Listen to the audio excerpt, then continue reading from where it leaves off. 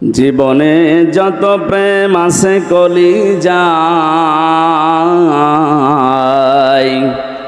সবটুকু দিয়ে দেব নবীজির তরে, তাই বিনিময় শাফাত যদি তার পাই মুছে যাবে এ জীবনে যত ব্যথা ভার। বালাগল উলা বিকামালিহি কাশাফাত দুজা বিজামালিহি হাসনাত জামিউ খিসালিহি সাল্লু আলাইহি ওয়া আলিহি। আলহামদুলিল্লাহ। রাজশাহী বিভাগের নওগাঁ জেলার পত্নীতলা থানার অন্তর্গত নজিপুর পৌরসভা চক জয়রামপুর রোড মাদ্রাসা ময়দানে মক্কা ইন্টারন্যাশনাল হিফজুল কোরআন মাদ্রাসা অ্যান্ড স্কুলের উদ্যোগে হাফেজ ছাত্রদের পাগড়ি প্রদান অনুষ্ঠানে ঐতিহাসিক তাফসিরুল কোরআন মাহফিলের স্বনামধন্য সভাপতি প্রাণপ্রিয় নওগাঁবাসী আল্লাহর দরবারে শুকরিয়া জানাচ্ছি, যিনি কোরআন শোনার জন্য আজকের এই রাতের বেলা দল মত নির্বিশেষে অনেককে আগে আসার তৌফিক দিয়েছেন, অনেককে এখনো আসতেছেন। খুশি হয়ে বলেন আলহামদুলিল্লাহ। আল্লাহ পাক বলেন মা আনজালনা আলাইকাল কুরআনা লিতাশকা। হে নবী, কোরআন আমি আপনাকে এই জন্যে দেইনি যে আপনি অপমানিত হবেন, অপদস্থ হবেন, আপনি মায়ের খাবেন, লাঞ্ছিত হবেন। লিতাশকার জন্যে, কষ্ট সহ্য করার জন্য আমি কোরআন দেইনি। কোরআনে কারিম দিয়েছি এই পৃথিবীতে আপনাকে উপরে তোলার জন্যে। ওয়ারফা'না লাকা যিকরাক, আমি কি আপনার নাম উপরে তুলে দেইনি? যেখানে আমি আল্লাহর নাম উচ্চারণ হয় সঙ্গে সঙ্গে ওখানে আপনার নামটা আমি আল্লাহ উচ্চারণের ব্যবস্থা করে দিয়েছি।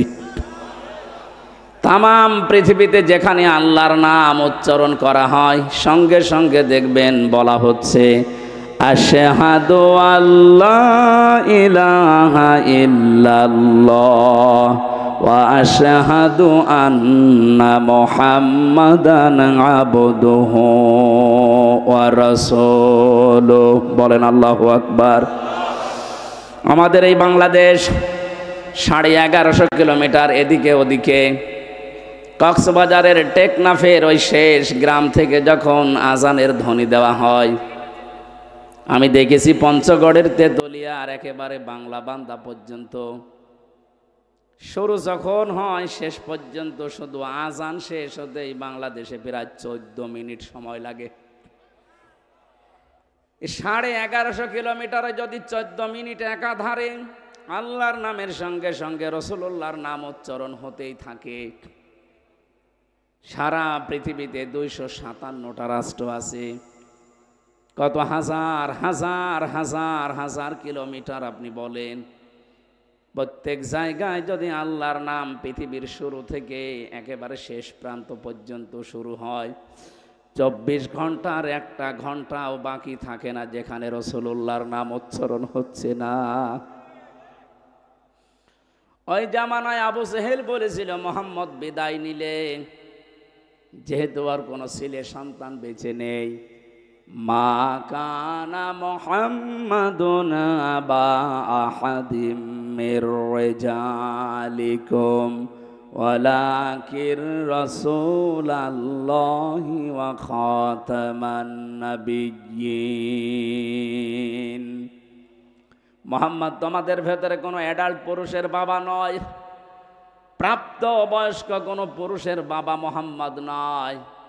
কারণ আল্লাহ ভালো করে জানতেন পৃথিবীতে অনেক আবেগওয়ালা উম্মত তৈরি হবে। নবীর ছেলে যদি এই যেই কয়টা ছেলে আল্লাহ তাকে দিয়েছিলেন, আবুল কাসেম, তয়ব এবং ইব্রাহিম, যেই কয়টা সন্তান দিয়েছিলেন, যদি বেঁচে থাকতো পরবর্তীতে তাদেরকে ওরা নবীর আসনে বসিয়ে ফেলত। কারণ তারা যুক্তি খাড়া করতে, এর আগে যত নবী আল্লাহ পাঠিয়েছে প্রায় নবীগুলো সবই তাদের সন্তানরা নবী হয়েছে। তাহলে শেষ নবী মুহাম্মদুর রাসূলুল্লাহর সন্তান নবী হবে না কেন? এইটাও নবী। আল্লাহ পাক এই জন্য একটা সন্তানকে প্রাপ্ত বয়স্ক হতে দেননি, আগেই বিদায় দিয়ে দিয়েছেন। আমার মনে হয় এই জায়গায় যদি আল্লাহ সিবিয়ান শব্দটা দিয়ে দিতেন, পৃথিবীর বহু কাফের আছে তারা কোরআনে কারিম নিয়ে যারা উল্টাপাল্টা ধারণা করে, ওরা এই জায়গায় রেজাল না দিয়ে সিবিয়ান দিলে ওরা কোরআনের ভুল ধরত।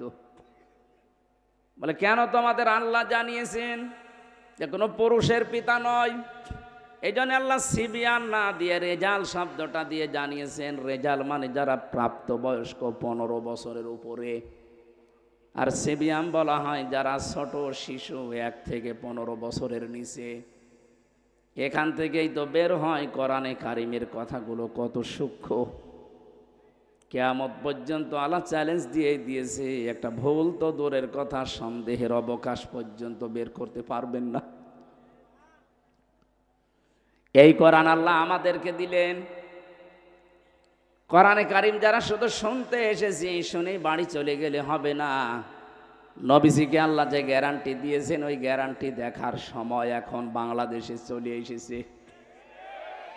আমি যা বলবো আপনি একটু গভীরে নিয়ে যাবেন, দেখবেন আনন্দ পাবেন। তারাকতু ফীকুম আমরাইন লান তাদিল্লু মা তামাসসাকতুম বিহিমা কিতাবাল্লাহি ওয়া সুন্নাতু রাসূলিহি। নবীজি বিদায় হজের ভাষণের শেষ কথা বলেছিলেন, আমি তোমাদের কাছে 2টা জিনিস রেখে গেলাম, একটা আল্লাহর কালাম কিতাবুল্লাহ, আর 2 নম্বরে আমি নবীর সুন্নাত।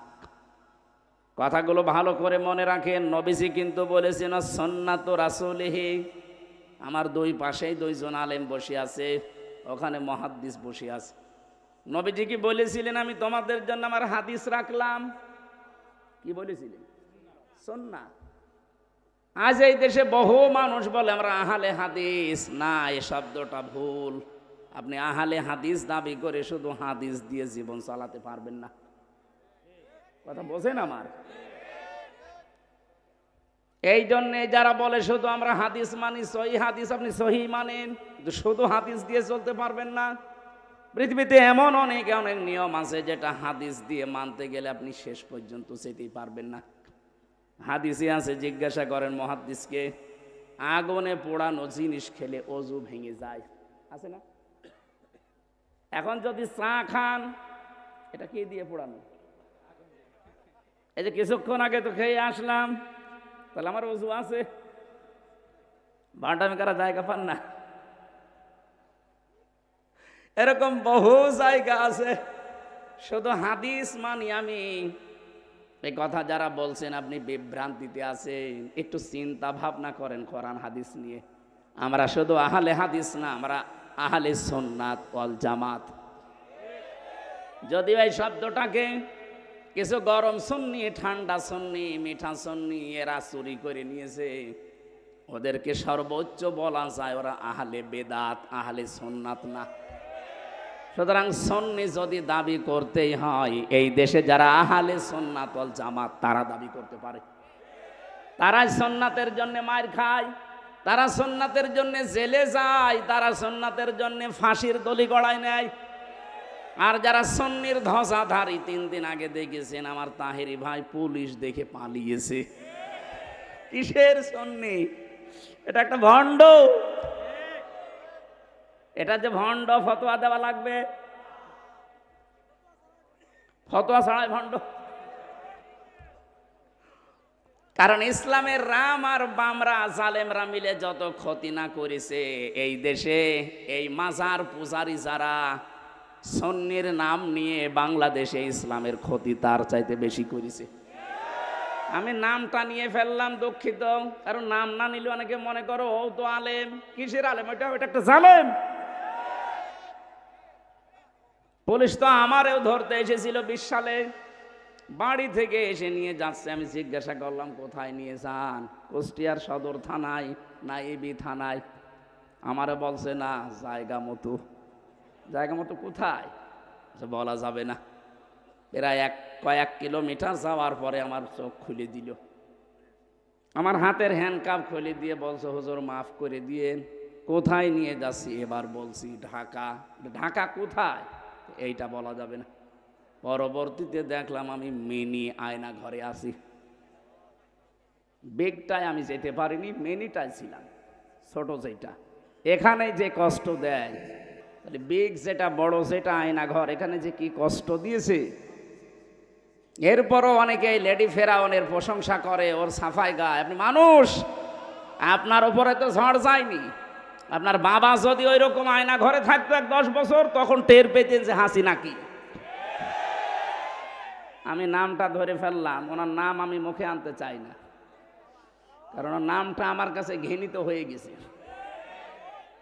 হিটলারের নাম শুনলে যেমন আমার ভেতরে রাগ হয়, চেঙ্গিস খানের নাম শুনলে যেমন রাগ হয়, ইয়াজিদের নাম শুনলে যেমন রাগ হয়, ওর নাম শুনলে এরকম এখন মুসলমানদের রাগ হয়। কারণ আমি নিজে তো সাক্ষী, আমি দেখে এসেছি যে খাস করেছি কি। একটা মানুষ হয়ে মানুষের ওপরে এত জুলুম একজন করতে পারে, সেটা তো দেখেছিলাম, আমার নিজেও পড়লাম। বিশেষ করে আমি জেল থেকে বলছি। এই কারা বসেন, যারা আছেন বসেন, তাড়াতাড়ি বসেন ভাই।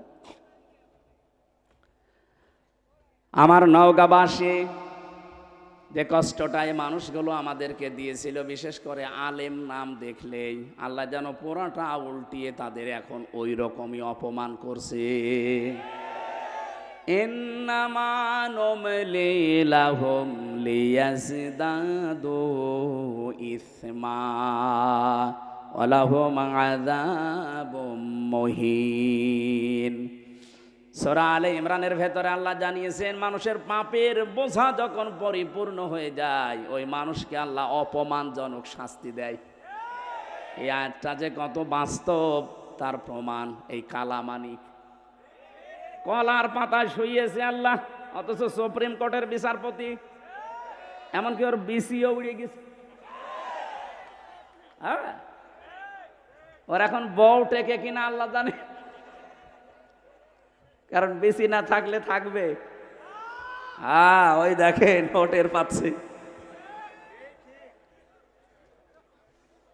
বাকিগুলোর অপমানের কথা নাই বললাম। তাদের যে চরিত্র, শয়তান পর্যন্ত অত নিচে নামে নাই, ওদের যা এখন ভিডিও ক্লিপ বের হচ্ছে। মানুষ আল্লাহ ঠিক যেন পুরাটা উল্টিয়ে দিয়েছে। আলেমদের প্রতি যে যেইভাবে অত্যাচার করেছিল, আল্লাহ ঠিক তাকে তার চাইতেও বেশি দেখিয়েছে। ওই যে যেটা পিসকে হুজুর বলে, রফিকুল ইসলাম মাদানি হুজুর আমার সাথেই ছিল 2 মাস। ও আমারে মাঝে মাঝে রাতের বেলা ঘুম ভেঙে গেলে গল্প শোনাতো। হামজা ভাই রাত 12টা 12:30টায় আমার হাতির ছিলে নিয়ে গেল। আমার পোশাক আশাক সব খুলে ফেলেছে, পোড়া উলঙ্গ করেছে আমারে। আমার হাতে একটা সিগারেট ধরিয়ে দিয়েছে। একটা অর্ধ উলঙ্গ মেয়ে লোক নিয়ে এসে আমার পাশে দাঁড় করিয়ে ওর কাঁধের ওপরে হাত দিয়ে বলছে, সিগারেট টান।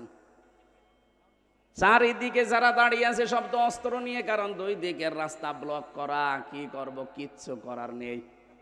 অসহায় হয়ে বলেছিলাম এক এসআইকে, ভাই আপনারা যা করছেন এটা কি হারুন সাহেব জানে না? মানে উনি তো করাচ্ছে।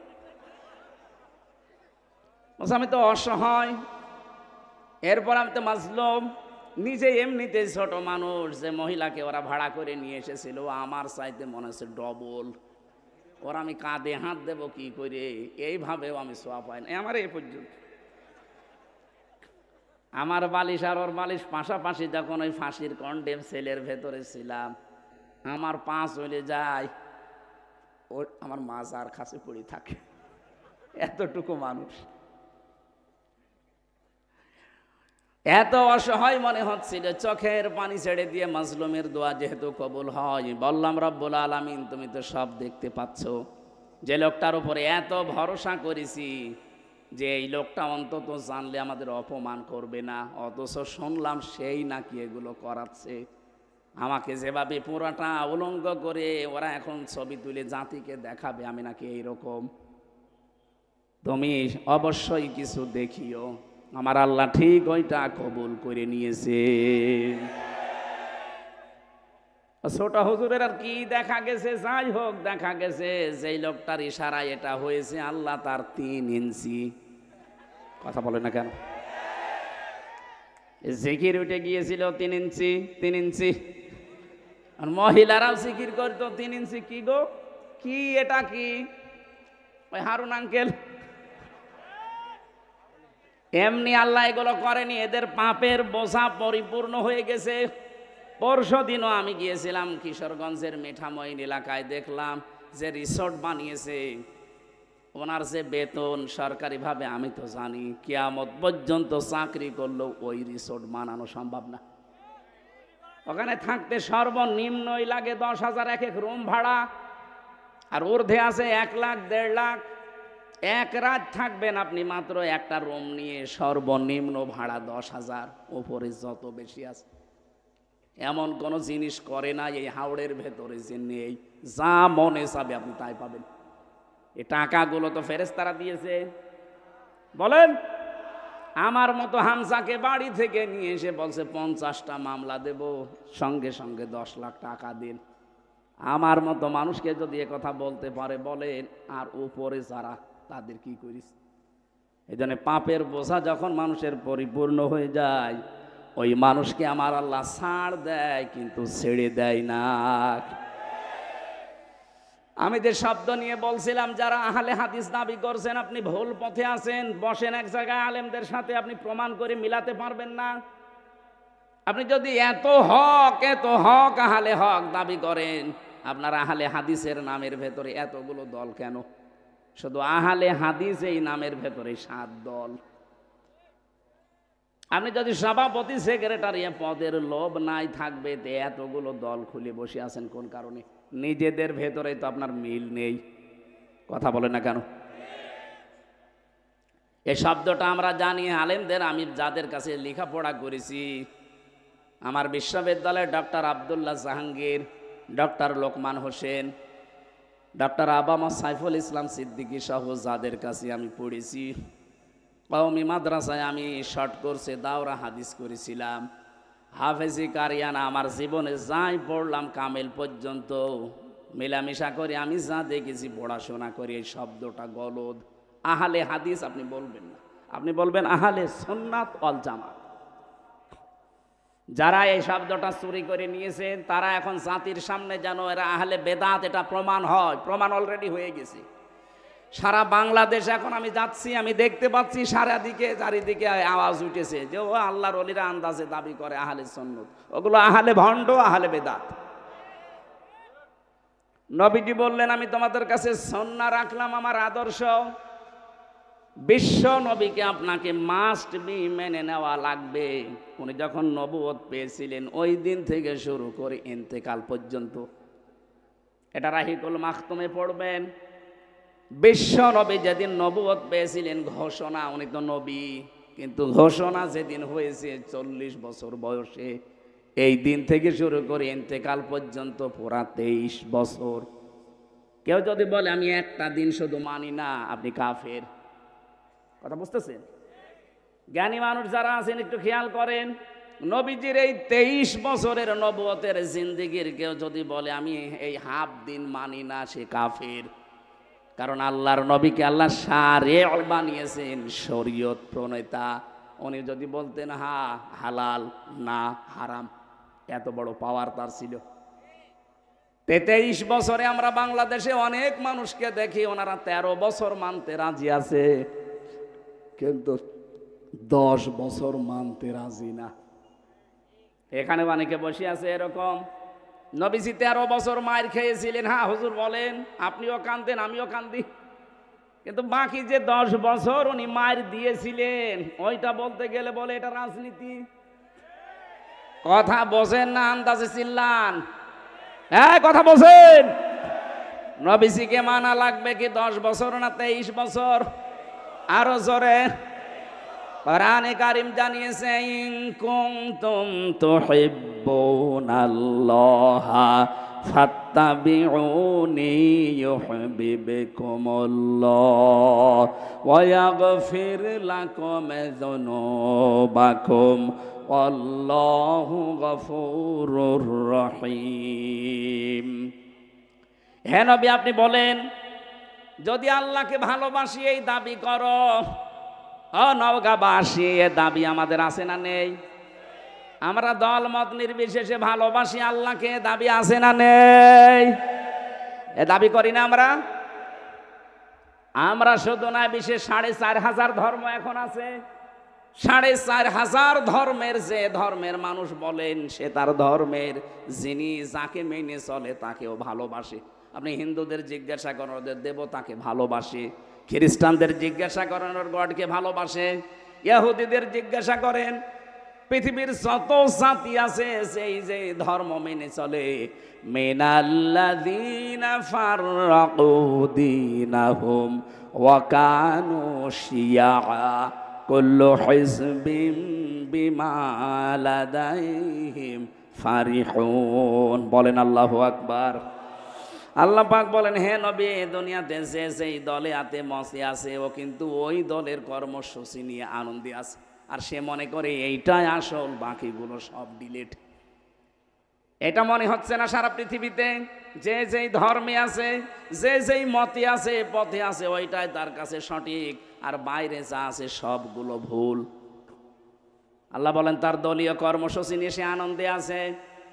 দুনিয়াতে সবাই যেহেতু দাবি করে আমরা আমাদের যিনি ইবাদত পাওয়ার যোগ্য তাকে আমরা ভালোবাসি। আমরা মুসলিম 200 কোটির উপরে, কত? 200 কোটির উপরে আমরা এখন মুসলিম। আমরা সবাই এই কথা বলতে রাজি আছি যে আল্লাহ তোমাকে আই লাভ ইউ, ভালোবাসি। কথা বলে না কেন? আল্লাহ পাক বলেন এই দাবি যদি করে কেউ, তাকে আমি বলছি ইউহিব্বুকুমুল্লাহ, আমি আল্লাহ তোমাদেরকে ভালোবাসছি, বাসবো। ইউহিব্বু এটা মোজারে, বর্তমান, ভবিষ্যৎ, প্রেজেন্ট, ফিউচার, এর মাঝখানে একটা শব্দ আল্লাহ দিয়েছেন, ওইটা করলে। কেউ যদি বলে আল্লাহ তোমাকে ভালোবাসি, আল্লাহ বলেন এই কথা রাখ, আগে প্রমাণ কর, ফাত্তাবিউনি, আমার রাসূলের অনুসরণ করে। নওগাঁবাসী, বিবেকের কাছে আপনার প্রশ্ন, রাসূলের অনুসরণ করা লাগবে। উনি যখন রাসূল হয়েছিলেন ওই সময় থেকে না, মানে উনি তো জন্ম থেকেই পুরা মক্কা এলাকায়, পুরা আরব জাহানে কেউ নবী রাসূল বলতো আব্দুল্লাহ বিন মুহাম্মদ, এতটুকু না? ওনাকে সারা জীবন বেশিরভাগ 1 থেকে 40 বছর পর্যন্ত পুরা আরব জাহানে ওনাকে চিনতো আব্দুল্লাহ বিন মুহাম্মদ, আব্দুল্লাহর ছেলে মুহাম্মদ সাল্লাল্লাহু আলাইহি সাল্লাম। খুব বেশি হলো তার চরিত্রের কারণে বলতো আল আমিন, আস-সাদিক। কিন্তু এই মানুষটা যেদিন 40 বছর বয়সে নবুয়ত পেলেন, তখন থেকে শুরু করে ইন্তেকাল পর্যন্ত 23টা বছরে আপনি যদি অনুসরণ করতে চান, আল্লাহ এখানে কিন্তু শব্দ দিয়েছেন লাকাদ কানা লাকুম ফি রাসূলিল্লাহি উসওয়াতুন হাসানা। অবশ্যই তোমাদের জন্য মহত্তম আদর্শ লুকিয়ে আছে আমার রাসূলের ভেতরে। বলেন তো আল্লাহ কি মুহাম্মদ ইবনে আব্দুল্লাহ নামটা জানতেন না? কথা বলেন না কেন? খুব ভালো করে খেয়াল করবেন, বাইরে যে আবার গীবত করবেন যে কি বললো বুঝলাম না, এই জন্য খেয়াল করতে বলছি। আল্লাহ কিন্তু ভালো করে জানতেন যে আমার নবীর নাম মুহাম্মদ ইবনে আব্দুল্লাহ। এই শব্দটা না দিয়ে ফি রাসূলিল্লাহ দিলেন কেন? কারণ তিনি 1 থেকে 40 বছর পর্যন্ত পুরা আরব জাহানে রাসূলুল্লাহ বলে পরিচিত ছিলেন না। উনি ছিলেন আল আমিন, আস-সাদিক, মুহাম্মদ বিন আব্দুল্লাহ। কথা ঠিক নেই? উনি যখন রাসূলুল্লাহ হয়ে গেলেন, ওই দিন থেকে শুরু করে আপনাকে অনুসরণ আরম্ভ করা লাগবে। আল্লাহ বলেন আমার রাসূলের অনুসরণ করো, আমি 2টা জিনিস তোমাদেরকে দেব। 1 নম্বরে আমি নিজেই তোদেরকে উল্টা করে ভালোবাসা আরম্ভ করব। শব্দটা আপনি বলেন তো আলেম, মুহাদ্দিস মানুষ বলেন তো ইউহিব্বুকুমুল্লাহ, এটা কি মোজারে নামাজি? অতীতের শব্দ আল্লাহ দেয়নি। মোজারে দিয়েছেন এই জন্যে এর ভেতরে দুইটা কাল আছে, বর্তমান আছে আর ভবিষ্যৎ আছে। কেউ যদি সত্যি রাসূলুল্লাহকে অনুসরণ করা আরম্ভ করে, আল্লাহ তখন থেকে তাকে ভালোবাসা আরম্ভ করবে। তাহলে আমাদের অনুসরণ যদি এখন থেকে শুরু হয়, আল্লাহ আমাদেরকে এখন থেকে ভালোবাসা আরম্ভ করবে। আর আল্লাহ যদি কাউকে ভালোবাসে, আল্লাহ পাক বলেন আমি পুরস্কার দেব, ওয়াগফির লাকুম যুনুবাকুম। ইয়াগফির এইটাও মোসারে, বর্তমান ভবিষ্যৎ প্রেজেন্ট ফিউচারের ভেতরেও দুইটা কাল। জাম্বুন আল্লাহ দেয়নি যে একটা গুনাহ মাফ করে দেব, জুনুব বহু বচন, একটা গুনাহ রাখবো না। যত অপরাধ আছে সব আমি আল্লাহ মাফ করে দিচ্ছি, দেব। তাহলে শর্তটা কি পেয়েছিলাম? রাসূলুল্লাহর অনুসরণ। কি কথা বলেন না কেন? এখন এই অনুসরণ কি আংশিক না পূর্ণাঙ্গ? জবাব দেন ভালো করে, আংশিক না পূর্ণাঙ্গ? এবার আপনি নিজের বিবেককে বলেন তো, আপনার অনুসরণ হচ্ছে, আমিও জানি, এটা কি আংশিক না পূর্ণাঙ্গ? হয়তো আপনার সুরাত সিরাত দেখলে মনে হয় রসুলের মতো, কিন্তু আপনার পরিবার রসুলের মতো না। কথা বলছেন না কেন? আপনার এমন মেয়ে জন্ম দিয়েছেন যেটা স্কিন টাইট প্যান্ট পরে, নাকি নওগাঁয় নেই? একটা যুবতী মেয়ে 18 বছর 20 বছর বয়স, সে তার বাবার সামনে স্কিন টাইট প্যান্ট পরে গেঞ্জি গায়ে দিয়ে একসাথে বসে সিনেমা দেখছে, ওটা বাবা? হ্যাঁ, ও রুচি কি বলেন তো? ওকে মানুষ না জানোয়ারের চাইতেও খারাপ ওটা।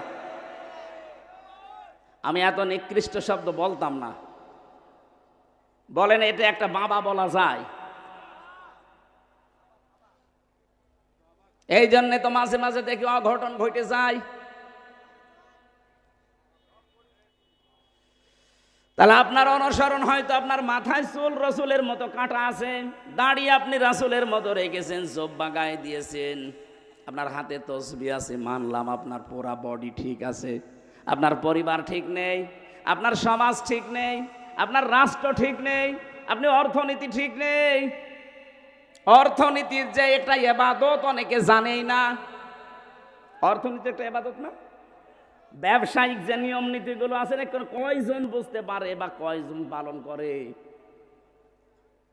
আজ ব্যাংকিং ব্যবস্থার নাম শুনলে মানুষ নাক সেটকায়, হ্যাঁ এটা দুনিয়ার জিনিস। আরে ভাই, বিশ্বনবীর একটা ব্যাংক ছিল, বাইতুল মাল। কি আমি কি বানিয়ে বলছি? আল্লাহর নবী নিজে ব্যবসা করেছিলেন। আল্লাহর নবীর ব্যবসায়িক সিস্টেম ছিল মুদারাবা। ইসলামী ব্যাংকের যদি কেউ থাকেন, এই যে মোশারাকা, মুদারাবা, মোরাবাহা, বায়ে সালাম, বায়ে ইস্তেসনা, বায়ে মুআজ্জাল, বায়ে ওয়াহিদায়, যে 18টা নিয়ম আছে।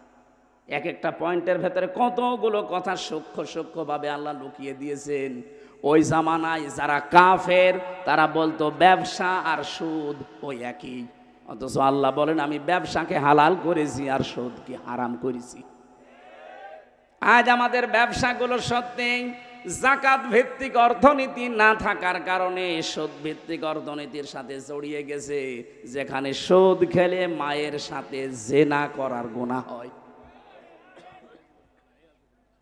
এলাকায় আছে কিনা আমি জানি না, অনেকে টাকা ছেড়ে রাখে, মাসে মাসে 1000 টাকা দিলে 200 টাকা করে বেশি দেয়। এটা যে প্রকাশ্য সুদ আপনি কিন্তু নিজেও জানেন। কি আর সুদ খেলে কোরআন বলছে আল্লাহ রসুলের সাথে যুদ্ধ করার শামিল। এটা বড় গুনাহ। আর ছোট গুনাহ হচ্ছে মায়ের সাথে 33 বার জেনা করা। এত ঘৃণিত কাজ কেউ করবে দুনিয়ায় বলেন? অথচ এখানে বহু টুপি মাথায় দেওয়া দাড়িওয়ালা মানুষ এই কাজ করে, টাকা ছেড়ে রাখে, টাকা আসে। এই কাজ যারা করছেন এক্ষুনি বাড়ি যে লাভের এই টাকা নেওয়া বন্ধ, আমি না খেয়ে মরে যাব, মায়ের সাথে জেনা করব না। কারা কারা এই টাকা ছেড়ে দেবেন হাত তোলেন তো। খুব আরামে আছে।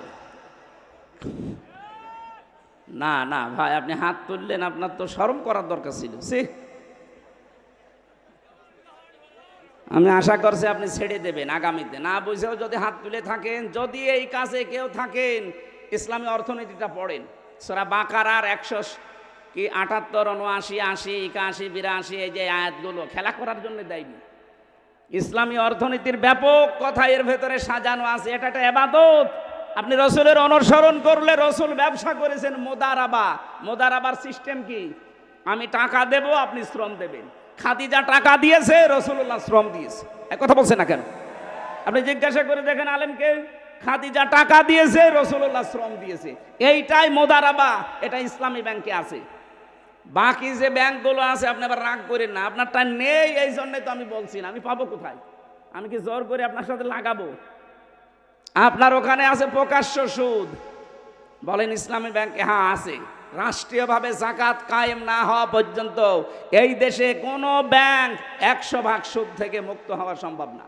কিন্তু ইসলামী ব্যাংকে কারবার করার জন্য আমি আহ্বান জানাবো এই কারণে, আপনি যদি এদের শরিয়া বোর্ড আছে, এদের আলেম আছে, আলিয়া মাদ্রাসা, কওমি মাদ্রাসা, বিশ্ববিদ্যালয়ের বড় বড় স্কলার যারা, ইসলাম বোঝে যারা, মাসলা মাসাইল যারা উদ্ভাবন করতে পারে, এই মানুষগুলো এর সাথে জড়িয়ে আছে।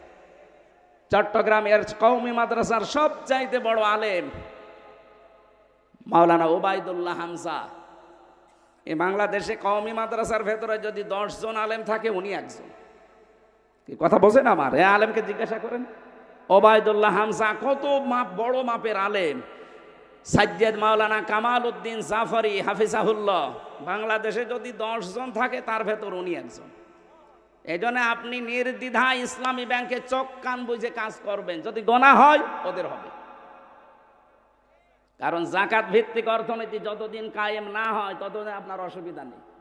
নবীজি নিজে 13 বছর মক্কায় নামাজ পড়েছে না পড়েননি? বলে না কেন? কিভাবে পড়লেন? কারণ তখনও তো কাবা শরীফের ভেতরে 360টা মূর্তি। উনি কি মূর্তির সামনে নিয়ে নামাজ পড়লেন না? মানে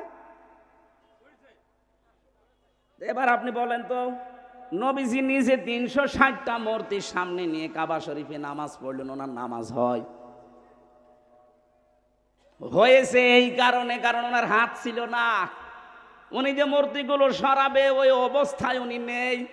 ওই নবী মদিনা থেকে রাষ্ট্র ক্ষমতা হাতে নিয়ে যখন ফিরে আসলেন, এবার আর মূর্তির সামনে নিয়ে নামাজ পড়ে নাই, নিজের হাতে হযরতে আলীকে সাথে করে ভেঙেছেন।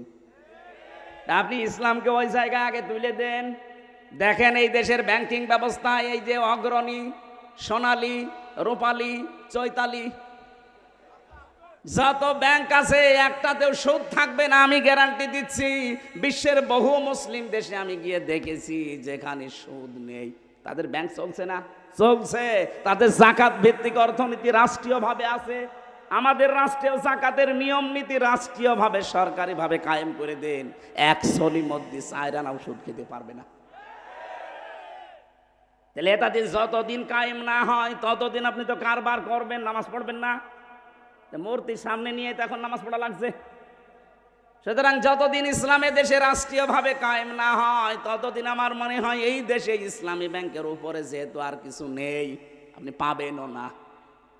এই জন্য আমি একেবারে নির্দ্বিধায় বলতে পারি, আপনি এই জায়গায় কাজ কারবার করেন। রসুলের অনুসরণ আংশিক করলে হবে না। বিশ্বনবী নিজে রাজনীতি করেছেন না করেননি?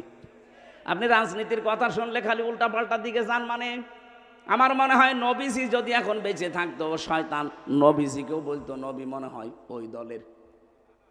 কি কথা বলেন এখন? আল্লাহর নবীর আন্তর্জাতিক যে নিয়ম নীতিগুলো ছিল আপনি ওইগুলো ফলো করেন। এখন যদি বলেন হ্যাঁ আপনারা করেন না, করবো কি করে? আমার 100 জনের মাত্র 15 জন মানুষ আমরা এই দেশে, 100 জনের 15 জন মানুষ আমরা এই দেশে রাষ্ট্রীয়ভাবে ইসলাম কায়েম হোক এটা চাই। এটা আগস্টের 5 তারিখের আগের বর্ণনা। এখন এই 3 মাস 10 দিনে রিপোর্ট পাল্টিয়ে গেছে। আল জাজিরা রিপোর্ট দিয়েছে বাংলাদেশে এখন 100 জনের 58 জন মানুষ চাচ্ছে এ দেশে কোরআন কায়েম হোক। এটা যদি সত্যি আর কিছুদিন যেতে দেন, আমার তো মনে হচ্ছে যে হারে মানুষ ইসলামে ঝুঁকতেছে, কারণ অনেক কিছুই দেখা শেষ। কোরআনের বাংলাদেশ 54 বছর তো আমরা দেখলাম কম বেশি, না দেখি নাই? বলেন, বাবা চালিয়েছে, চাচাও চালিয়েছে, কারো স্বামী চালিয়েছে, কারো বউ চালিয়েছে, আর আপা তো চালাইলো। এখন শুধুমাত্র দেখতে বাকি আছে আল্লাহর কোরআন দিয়ে দেশটা চললে কেমন দেখা যায়। মুসাফির অবস্থায় আছি, আমি এখনো মাজলুম অবস্থায় আছি, অসুস্থ আছি, এখনো দোয়া করছি এই লক্ষ মানুষ নিয়ে, আল্লাহ দুনিয়ায় যদি তোমার কিছুই ভালো না লাগে আমাদের জীবনের, অন্তত মুসাফিরের দোয়া তোমার নবীজি বলেছে ফেরত আসে না। বড় আশা নিয়ে আকাঙ্ক্ষা নিয়ে আমরা বলছি, বাংলাদেশে চরম চোখে ৫৬,০০০ বর্গ মাইল কোরআনের হাতে তুলে দাও। তাহলে রাসূলের অনুসরণ করা লাগবে কি আংশিক না পূর্ণাঙ্গ? আরো জোরে বলেন। এ পূর্ণাঙ্গ অনুসরণ যখন আপনি করতে যাবেন তখন মনে করবেন যে আল্লাহ আপনাকে কেবল ভালোবাসা আরম্ভ করল। আমি কথা বোঝাতে পেরেছি? তার মানে এখনো এই দেশে অনেক পীর, অনেক আলেম, অনেক বক্তা, অনেক মুফাসসির, অনেক মুহাদ্দিস, অনেক শাইখুল হাদিস এখনো আল্লাহর ভালোবাসায় পাওয়া আরম্ভ করেনি, যাদের পূর্ণাঙ্গ অনুসরণ নেই। এই যে আজকে রমজান ভাই বলছিল মাওলানা মামুনুল হককে, মাওলানা আমির হামজাকে যেদিন ধরা হয় ওই দিন যদি দেশের মানুষগুলো যারা তাওহীদি জনতা, বিশেষ করে ৪৮,০০০-এর ওপরে পীর আছে এই দেশে। আরে ভাই ইমানের সংজ্ঞা তো পড়েছেন আপনিও, মান রাআ মিনকুম মুনকারান ফালিয়ুগায়্যিরহু বিয়াদিহি ফাইল্লাম ইয়াসতাতি'উ ফাবিলিসানিহি ফাইল্লাম ইয়াসতাতি'উ ফাবিকলবিহি ওয়া যালিকা আযআফুল ঈমান। বুখারী শরীফের হাদিস। হযরতে আবি সাঈদ খুদরি থেকে বর্ণিত, বিশ্বনবী বলেন, তোমাদের ভেতরে কেউ যদি অন্যায় কাজ দেখে সে যেন হাত দিয়ে বাধা দেয়। হাত যদি প্যারালাইজড হয়, পারে না, তাহলে মুখ দিয়ে সে যেন বলে। মুখে যদি জোর না থাকে সে যেন অন্তরে পরিবর্তনের চেষ্টা চালায়। এইটাও যদি পরিকল্পনা কারণ না আসে, এটা ইমানের সর্বনিম্ন স্তর। এটাও নেই আপনার ভেতরে ইমান নেই, আপনি একটা বেঈমান। যখন আস্তে আস্তে করে রমজান মাসে আলেমদেরকে ধরে ধরে জেলে দিচ্ছিল, এদেশের তাওহীদি জনতা যারা ইমানের সর্বনিম্ন স্তরও ছিলেন, যদি সবাই এক বাক্যে ৪৮,০০০ পীরগুলো যদি নেমে পড়তো যে না, কোনো আলেমকে বিনা কারণে জেলে যেতে দেব না, কোনো জালেমের খবর হতো না। আমি তো ভেতরে যেয়ে দেখেছিলাম অনেক জালেম ভয়ে ছিল, অনেক জালেম তারা নিজেরা বলা করতো না এগুলো ঠিক হচ্ছে না। দেশের জনগণ যদি খেপে যায় তখন আমাদের কিন্তু উল্টাপাল্টা হয়ে যাবে। ভেতর থেকে তো বাইরে প্রকাশ করব কি করে? আমাদের তো ২৪ ঘন্টা ফাঁসির কন্ডেম ছেলে তালা মারা।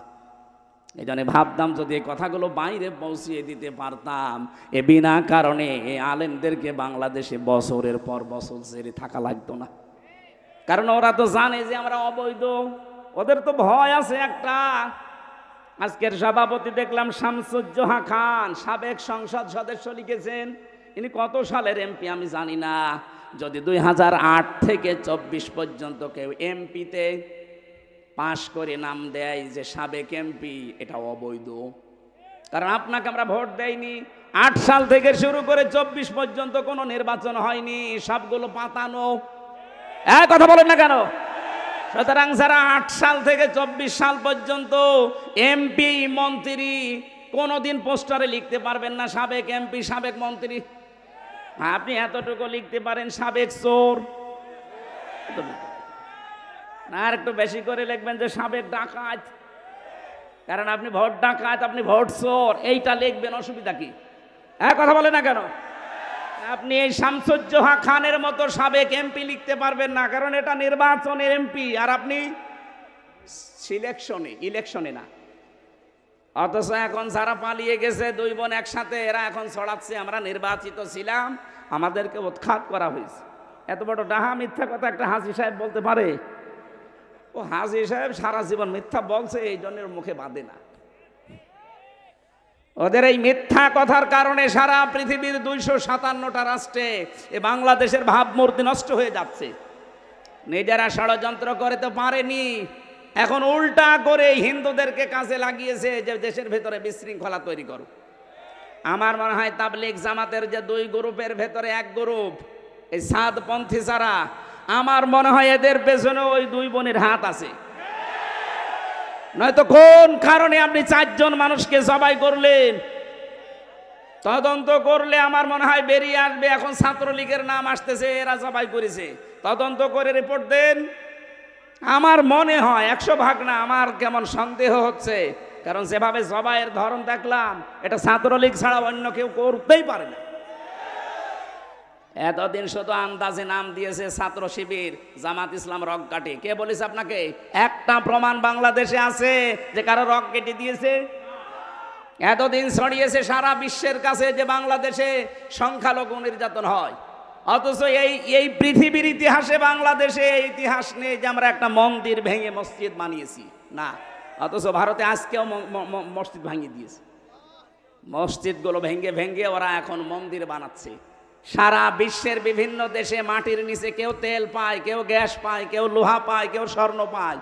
আর এই প্রতিবেশী নামের কলঙ্ক, এই হারাম জাদাগুলো, এরা নাকি মাটির নিচে শুধু মসজিদের জায়গায় মন্দির পায়। বলে এখানে 500 বছর আগে মন্দির ছিল, এই জন্য ভেঙে আমরা আবার মন্দির বানাচ্ছি। জবাই করা দরকার শয়তানগুলোকে। আর এই কিছু হকার আছে মলম, এই মলম সাংবাদিক যেইগুলো, আমার মনে হয় ওদেরকে বাংলাদেশের এই হিজড়াদের হাতে দিয়ে দেওয়া দরকার, কামড়িয়ে খেয়ে ফেলবে। বিশেষ করে ময়ূখ রমজানকে, শয়তান, এ কি মানুষ? বাংলাদেশ থাকবে না। বাংলাদেশ থাকে থাক, না থাকে না থাক, তোর ইন্ডিয়া থাকবে কিনা দেখ। 7 সিস্টার আমার মনে হচ্ছে থাকবে না, কারণ যা আরম্ভ করেছেন আপনি মুসলমানের গায়ে হাত দেননি, সরাসরি আল্লাহর ঘরে হাত দিয়েছেন। আল্লাহ আবাবিল পাঠিয়েছিলেন তার ঘরকে রক্ষা করার জন্য, সে আল্লাহ এখন আর নেই। বলেন, কাবা শরীফ যদি আল্লাহর ঘর হয়, বাবরি মসজিদ কার ঘর?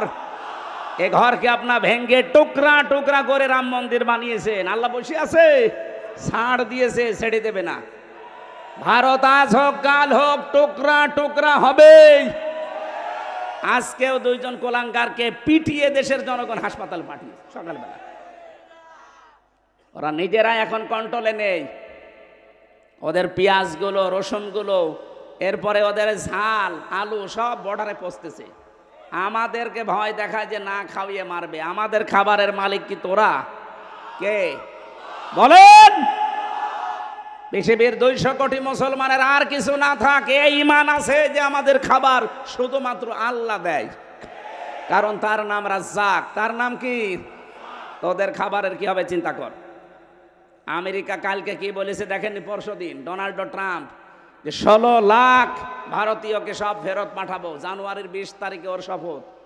যাতে মাতাল হলো তাহলে ঠিক আছে, আরো তো এক রোকা। দেখেন কি করে। যদি সত্যি এটা করে, মোদির গদিতে আগুন লেগে যাবে। ধুতি সামলাতে সামলাতে শেষ। এখন বলছে চট্টগ্রাম নিয়ে নেব। আরে দাদা, আপনি কি যৌতুক নেবেন? আর মেয়ে তো পালিয়ে গেছে, কিসের যৌতুক? ও মেয়ের বিয়েই তো আমরা মানি না, পালানো মেয়েকে এখনো মেনেই নেয়নি, যৌতুক তো আরো দূরের কথা। আর যার সাথে পালিয়েছে ওর সাথে কি মেয়ে বিয়ে দেওয়া যায়? ওর হচ্ছে ফুল হাতা আর আমাদের হাফ হাতা। ওর ফুল হাতা না? ও দাদা, যতদিন হাফ হাতা না হবে ওর সাথে তো মুসলমানের বিয়ে দেওয়া যায় না। আর দাদার যে বয়স, এই বয়সে যদি এখন হাফ হাতা করা লাগে, ও গোড়া থেকে কেটে বাদ দিয়ে লাগবে। তাছাড়া ও মুসলমানি দিতে ও হাজাম পাবেন কোথায় বুড়ো বয়সে?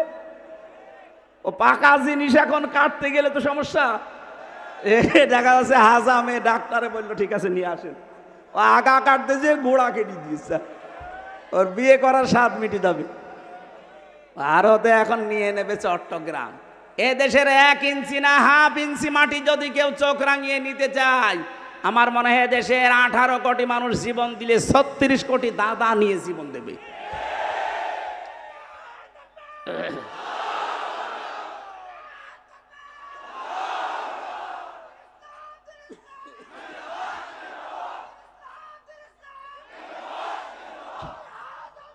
আলহামদুলিল্লাহ ভাই,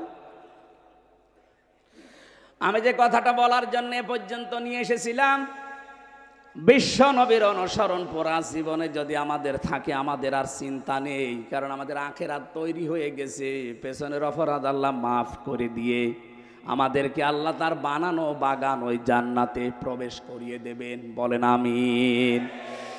ও নওগাঁবাসী, বিশ্বনবী যেই দুইটা জিনিস ছেড়ে গিয়েছিলেন, তার একটা আল্লাহর কিতাব, 2 নাম্বার তার সুন্নাহ। এখনো যদি সত্যি আমরা আঁকড়িয়ে ধরার সিদ্ধান্ত নিয়ে শক্ত মজবুত ভাবে ধরতে পারি, হাদিস পড়েছিলাম, নবীজি বলেন শেষ জামানায় তোমরা কোরআন আর হাদিসকে মাড়ির দাঁত দিয়ে শক্ত করে ধরবা। চিন্তা করলাম দাঁত তো সামনে আরো 32টা আছে, এগুলোর নাম রে মাড়ির দাঁতের কথা বললেন কেন? ব্যাখ্যায় পড়েছি হাদিস, আমি বিস্তারিত বলতে গেলে সময় কভার হবে না, এই জন্য তাড়াতাড়ি করছি। নবীজি বোঝাতে চেয়েছেন যে মাড়ির দাঁত দিয়ে কোনো মানুষ কিছু ধরলে শক্ত করে ধরে। আজ আন্তর্জাতিক বিশ্বের যে চাপ, বিশেষ করে যে ষড়যন্ত্রে দাদারা আরম্ভ করেছে, বাংলাদেশে এখনো পর্যন্ত জালেমদের কিছু প্রেতাত্মা আছে, তারা যা আরম্ভ করেছে, এখান থেকে মুক্ত হওয়ার জন্য এই বাংলাদেশে এখন সবচাইতে বড় বড় দায়িত্ব আল্লাহর কোরআন আর হাদিসকে মাড়ির দাঁতের মতো শক্ত করে আঁকড়িয়ে ধরা। আল্লাহ গ্যারান্টি দিয়েছেন, মা আনজালনা আলাইকাল কুরআনা লিতাশকা। কোরআন আমি তাশকার জন্য নাজিল করি নাই, আপনাকে বিপদে ফেলবে, কষ্ট দেবে না, আঁকড়িয়ে ধরেন, দেখেন আপনাকে আমি উপরে তুলে দেব। আল্লাহ জানেন এটা আঁকড়িয়ে ধরার মাধ্যমে সেখানে তোলার কথা ওই জায়গায় যেন আমাদেরকে তুলে দেয়, বলেন আমিন। আমি ওই রকমই আয়াত পড়েছিলাম আজকে, সূরা কাসাস। মুসা আলাইহিস সালামের জীবনে দিয়ে আল্লাহ আরম্ভ করেছেন, পৃথিবীর মানুষকে কিছু শিক্ষা আল্লাহ এখান থেকে দিতে চান। আল্লাহ বলেন তসিম মিম, এর অর্থ কেউ জানে না। তিলকা আয়াতুল কিতাবিল মুবিন, এগুলো সব স্পষ্ট কিতাবের আয়াত। তাহলে কোরআন শরীফের প্রথম বর্ণনা এই যে কোরআন স্পষ্ট। কোরআন কি? যদিও আমাদের কাছে স্পষ্ট না, আমাদের অনেকের কাছে কোরআন অস্পষ্ট। এই জন্যে এই মাদ্রাসাগুলো, আপনি এখানে আসেন, পড়েন, এখানে আমার মনে হয় বয়স্ক শিক্ষা আছে কিনা জানি না, এইটাও বিভিন্ন মাদ্রাসায় চালু করা দরকার। এই ছেলেরা মেয়েরা বয়স্ক শিক্ষা মাগরিব থেকে এশা পর্যন্ত, ফজরের পর থেকে যেহেতু কাজে কামে বেরিয়ে যান, মাগরিব থেকে এশা পর্যন্ত 1 ঘন্টা সময় দেন। এভাবে 1 দিন 2 দিন 1 মাস 2 মাস 5 মাস 1 বছরে দেখবেন আপনি কোরআনের অনেক কিছু আয়ত্ত করে ফেলেছেন। কোরআনে কারিম আল্লাহ আমাদেরকে দিয়েছেন স্পষ্ট আয়াত, আর আমরা এখনো পর্যন্ত কোরআনের কাছে না আসার কারণে এখনো অস্পষ্ট হয়ে আছে আমাদের কাছে। আমরা পূর্বের জামানার জীবনী পড়ি, যারা কোরআনের কাছে এসেছে ওই মানুষগুলো কোনোদিন আর গোপনে থাকে নাই। হযরত ওমর মুসলমান হয়েই বলেছিলেন, হে নবী, যে কোরআন শুনি আমি মুসলমান হলাম, সূরা তাহা। আপনি বলেন তো এটা কি সত্য? না, 100% সত্য। তিনি বলেছিলেন এই সত্য জিনিস আর গোপনে থাকবে না, আপনি আমাকে অনুমতি দেন, আমি এই মুহূর্তে কোরআনের পক্ষে একটা মিছিল করব। তিনি মুসলমান হয়েই ওপেন হতে চায়, আর আমরা মুসলমানেরা কোরআন পড়ে পড়ে আরো বলে যে হুজুর আমি গোপনে আছি। এটা টাটকা শয়তান। তুই কিসের কোরআন পড়িস যে গোপনে থাকবি? হযরত ওমর কোরআন পড়েই বলে আমি ওপেন হব, আর আমরা এমন কোরআন পড়ছি আমি গোপনে আছি। সে সময় যেহেতু চলে গেছে, এখন তো ওপেন হওয়ার সময়। কথা বলেন না কেন? আপনার এখন ওপেন হওয়ার সময়। আল্লাযী আলহামদুলিল্লাহিল্লাযী আনজালা আলা আবদিহিল কিতাবা ওয়া লাম ইয়াজআল লাহু ইওয়াজা। সব প্রশংসা আল্লাহর জন্য, যিনি তার বান্দার প্রতি এমন একটা কিতাব দিয়েছেন যে কিতাবের ভেতরে কোনো বক্ষতা নেই, কোনো গোপন কথা নেই, বাঁকা কথা নেই। যারা আজ মারেফতের কথা বলে বলে মানুষদেরকে মায়ের পথ দেখায়, নাম দিয়েছে মারেফত, অথচ দেখায় মায়ের পথ। কথা বলে না কেন? ভাব ধরেছে উনি বুজুর্গ। কিসের বুজুর্গ? ওটা বেজিরগু। আপনাকে মারেফত বলতে কিছু নেই, এটা শব্দটা হচ্ছে উরফুন থেকে। আরাফা ইয়ারিফু মানে পরিচিত হওয়া। আরাফাতের ময়দানে যেহেতু আদম হাওয়া এসে পরিচিত হয়েছিলেন, জায়গাটার নামই হয়ে গেছে আরাফাতের ময়দান। আর ওই শব্দটাকে গোপন বিষয় বলে মানুষদেরকে কোরআন থেকে সরাতে চায়। এটা এক শ্রেণীর মানুষের দেশে কাজ করছে। স্পষ্টভাবে বলছি, কোরআনে কোনো গোপন কথা নেই, যা আছে সব ওপেন কথা। আর কিছু জিনিস যেটা আল্লাহ জানায়নি ওইটা বাদ, যেমন তহা, ইয়াসিন, তসিম, মিম, আলিফ লাম মিম, এগুলো আল্লাহ বাড়ে আর কেউ জানে না। আর রাসূলুল্লাহকে আল্লাহ জানিয়েছেন, উনি আমাদেরকে বলেননি, ও পর্যন্ত যাবার দরকার নেই। কিন্তু বাকি যত আয়াত আছে কোনো আয়াত অস্পষ্ট না, সব স্পষ্ট। আপনি এর কাছে আসেন, বসেন, পড়েন, দেখবেন গভীরে যত যাবেন তত আনন্দ পাবেন। আমি কোরআনে কারিমের একটা আয়াত এই কয়েকদিন আগে চিন্তা ভাবনা করে আমার এই দৃষ্টিতে আমি আশ্চর্য হয়ে গেছি। সানুরিহিম আয়াতিনা ফিল আফাকি অফি আনফুসিহিম। এটা সূরা হামিম সাজদার শেষের দিকে আছে। রব্বুল আলামিন বলেন, অতি শীঘ্রই আমি দিক দিগন্তে এবং তোমাদের এই শরীরের ভেতরে এমন কিছু আছে যেগুলো দেখাবো, স্পষ্ট করে দেখাবো।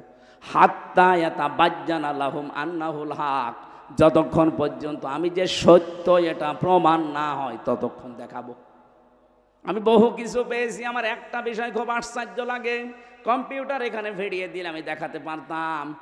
আল্লাহ যে ফতোয়া দিয়েছেন কোরআনে, ইন্নাল মুবাদ্দিরিনা কানু ইখওয়ানাশ শায়াতিন, আল্লাহ পাক বলেন যারা অপচয় করে তারা শয়তানের ভাই।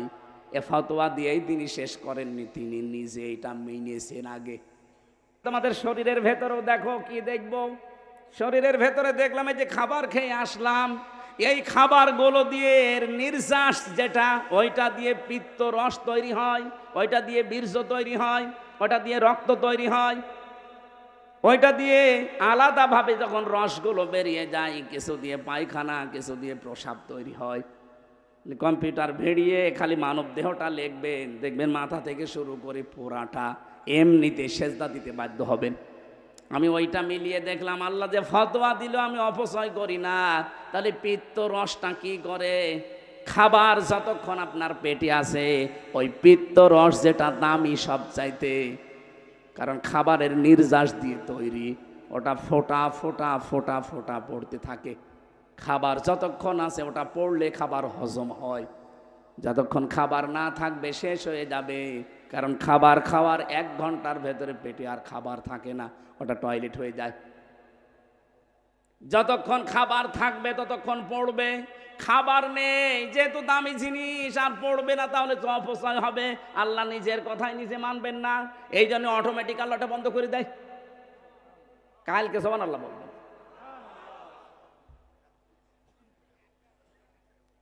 কোরআনের প্রতিটি শব্দ চিন্তা ভাবনা যদি করেন, যে কোনো শব্দ নিয়ে, অবশ্যই আল্লাহ আপনাকে ওই শব্দ দিয়ে জান্নাত পর্যন্ত নিয়ে যাবে।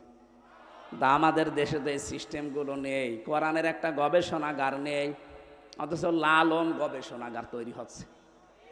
কয় মন গাঁজা খেয়েছে ওইটা চিন্তা ভাবনা করে, একটা শব্দ নিয়ে কোরআনের আল্লাহ যেটা দিলেন, আফালা ইয়াতাদাব্বারুনাল কোরআন, কি হয়েছে তোদের? আমার কোরআন নিয়ে কেন চিন্তা ভাবনা করো না?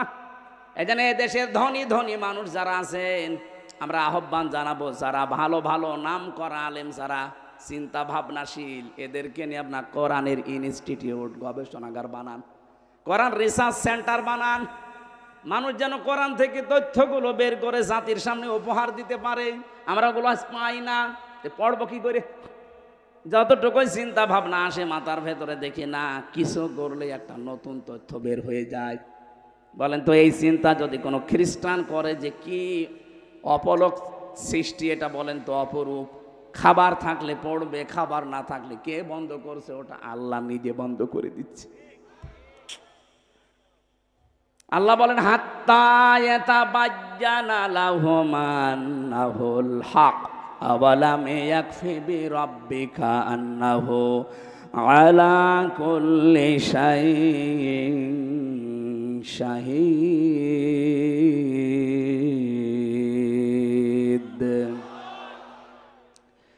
আমি বিস্তারিত দিকে যাচ্ছি না, তাহলে কোরআন শরীফ থেকে এটা বুঝলাম যে কোরআন অস্পষ্ট না, স্পষ্ট। এবার আল্লাহ আমাদেরকে মনে হচ্ছে হাত দিয়ে ডাকছেন, এই এদিকে আয়। নাতলো, আমি তেলাওয়াত করে তোদেরকে এখন শোনাবো। নাতলো আলাইকা মিন নাবাই মূসা ওয়া ফিরআউনা বিল হাক্কি লিকাওমি ইউমিনুন। যদিও এটা কা দিয়ে মুহাম্মদ রাসূলুল্লাহ উদ্দেশ্য, মুফাসসিরিন গ্রাম তাফসিরের ভেতরে দেখেছি কিয়ামত পর্যন্ত যত নবীর উম্মত আসবে সবাই এর ভেতরে আছে। আমাদেরকে আল্লাহ যেন ডেকে ডেকে শোনাতে চান, ও বাংলাদেশের মানুষেরা এদিকে আয়, আমি তোদেরকে একটু তেলাওয়াত করে একটা ঘটনা শোনাই, যেটা মুসা এবং ফেরাউনের কাহিনী, লিকাউমি ইউমিনুন, যারা বিশ্বাসী তাদের জন্য এখানে শিক্ষা আছে। এখন কি আছে এটা আমরা একটু বাংলাদেশের সাথে মিলাবো না, চলে যাবেন?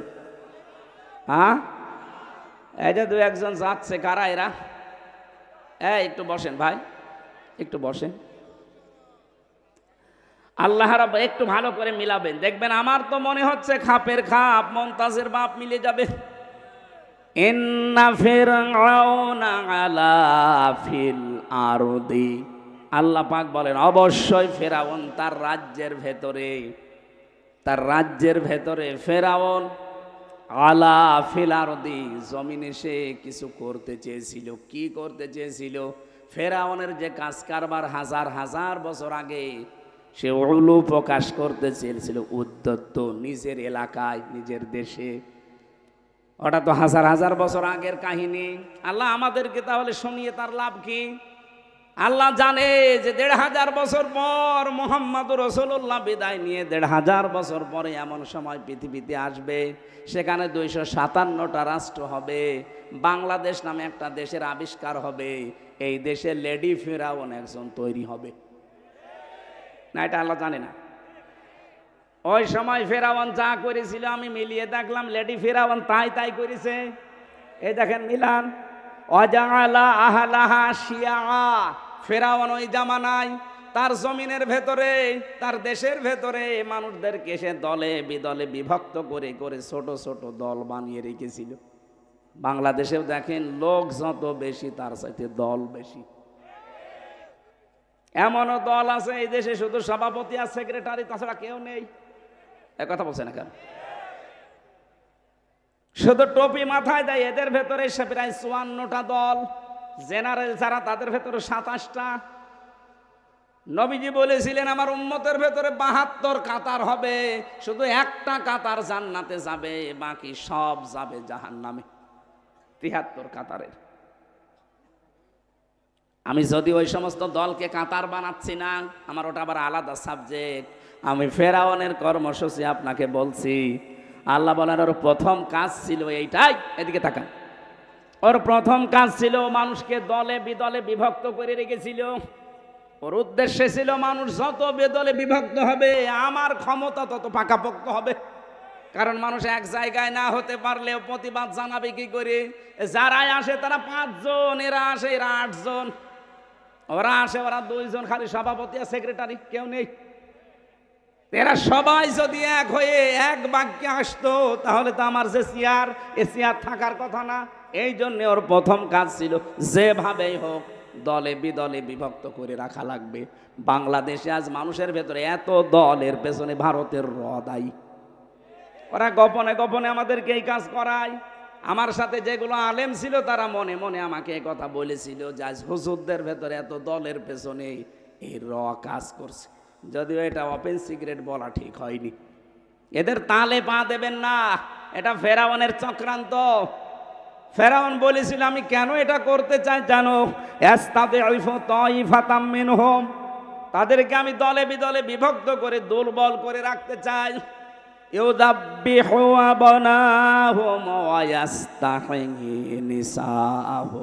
তাদের পুরুষদেরকে আমি মেরে ফেলতাম আর মেয়েদেরকে জীবিত রাখতাম। দুইটা অর্থ হতে পারে। এক নম্বরে পুরুষ ছেলেদেরকেও প্রথমেই মেরে ফেলেছিল, আর বাচ্চা যারা মেয়েরা তাদেরকে দাসীবাদী বানাতেও বাঁচিয়ে রেখেছিল। দ্বিতীয় অর্থ, পুরুষদের কর্মহীন করে দিয়েছিল, মেয়েদের কর্মসংস্থান বানিয়ে দিয়েছিল। এটা ফেরাউনের কাজ। আপনি দেখেন দ্বিতীয় অর্থটা বাংলাদেশে মিলে যাবে। কত পুরুষ মানুষ বিয়ে পাশ করে বসে আছে, চাকরি নেই। মেয়েটা ম্যাট্রিক ফেল, তার ৩ জায়গায় চাকরি। এই কথা বলছে না? এটা ফেরাউনের চক্রান্ত। কারণ মেয়েরা যেখানে সময় বেশি দেয় তার সাথে মহব্বত ভালোবাসা বেশি হয়, এইটাই নিয়ম। ও স্বামীর সাথে থাকে 4 ঘন্টা আর বসের সাথে থাকে 18 ঘন্টা। এরকম পরিবেশ বাংলাদেশে ছিল না, এখনো আছে। এটা পাল্টাতে হবে। মেয়েদের অভ্যাসই এইটা, যার সাথে সময় বেশি কাটাবে তার সাথে মহব্বত বেশি হবে। এই জন্য অনেকের স্বামী বিদেশ চলে যায়, তখন ওর পাশের বাড়ির জলিমদ্দির সাথে ওর দেবরের সাথে সময় বেশি কাটানো লাগে, মহব্বত স্বামীর চাইতে পাশের বাড়ির জলিমদ্দির সাথে বেশি হয়। আপনাদেরকে একটা কথা বলছি, জীবনেও কোনোদিন বিবাহিত মেয়ে লোক বা ভাবি, প্রতিবেশীর স্ত্রী, এদের সাথে ভুল করেও লাইন করতে যাবেন না। কারণ আপনি না পারবেন তাকে বিয়ে করতে, না পারবেন কষ্ট সহ্য করতে। কি কথা বলছেন? হ্যাঁ, অবিবাহিত কোনো মেয়ে লোক যদি অসহায়, বিধবা অথবা স্বামী পরিত্যক্তা, এরকম মেয়ে লোক ভালো লাগে, বিয়ে করে ফেলেন।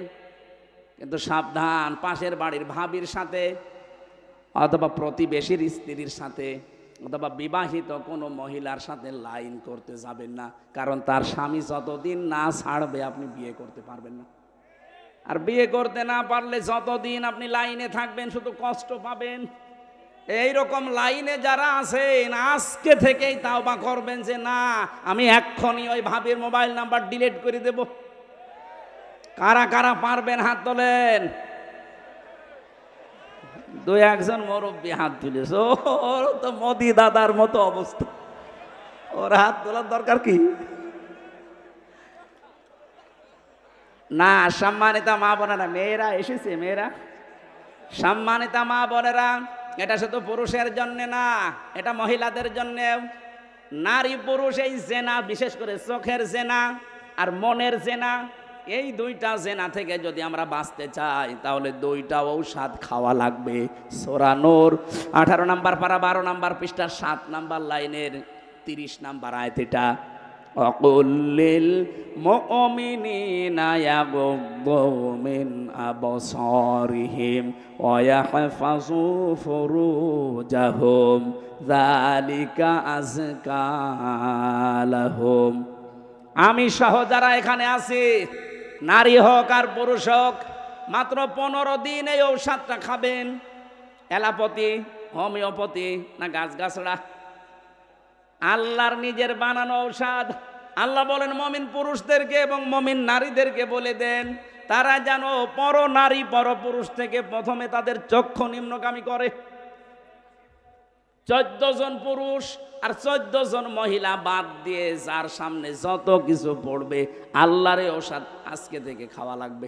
এই যে আজকে মহিলারা এসেছে, এরাও যদি সামনে পড়ে যায়, ওটা যদি আপনার মা হয় আপন মা, যদি খালা হয় আপন খালা, যদি নিজের বোন হয় আপন বোন, নিজের মেয়ে হয় আপন মেয়ে, নিজের ফুফু হয়, নিজের পুত্রবধূ হয়, এরকম 14 জন মহিলা এবং 14 জন পুরুষ, বাবা ছেলে, নিজের আপন ভাইয়ের ছেলে, আপন বোনের ছেলে, নিজের মেয়ের জামাই, এরকম 14 জন পুরুষ 14 জন মহিলা বাদ দিয়ে সামনে যেই পড়বে সঙ্গে সঙ্গে আল্লাহর কথা মনে করে চোখ নিচের দিকে করবেন।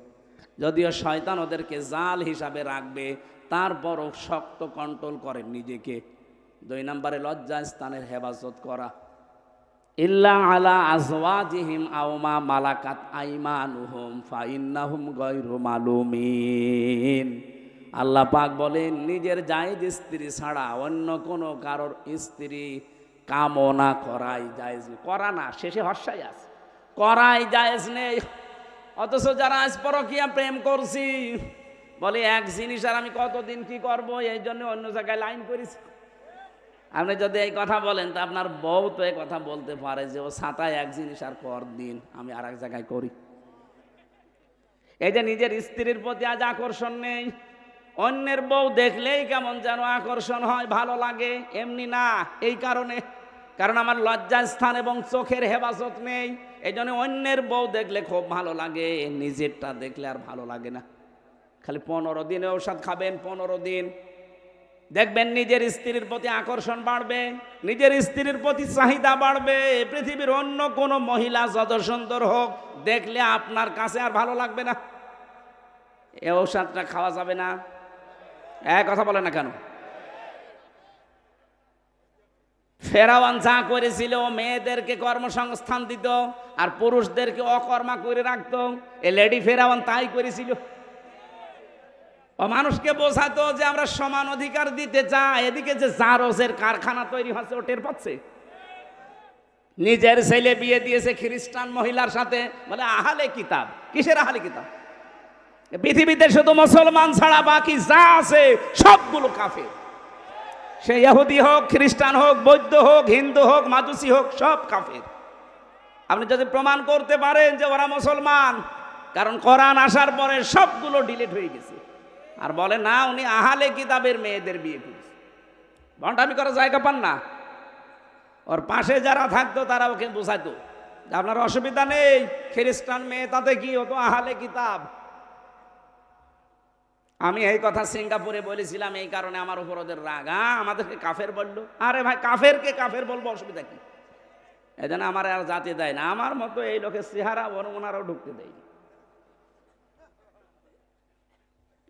সত্য কথা বলতে সে নিজের দেশ হোক, আর সিঙ্গাপুর হোক, মালয়েশিয়া হোক, আর আমেরিকা হোক, কোনো জায়গায় আমি পিছপা হয়নি, কোনোদিন হব না। এটা যদি সিঙ্গাপুরে মরণের আগে যেতে না দেয় আমার কোনো দরকার নেই, কিন্তু সত্যটা তো জানা লাগবে যে কাফের, আপনি কাফের।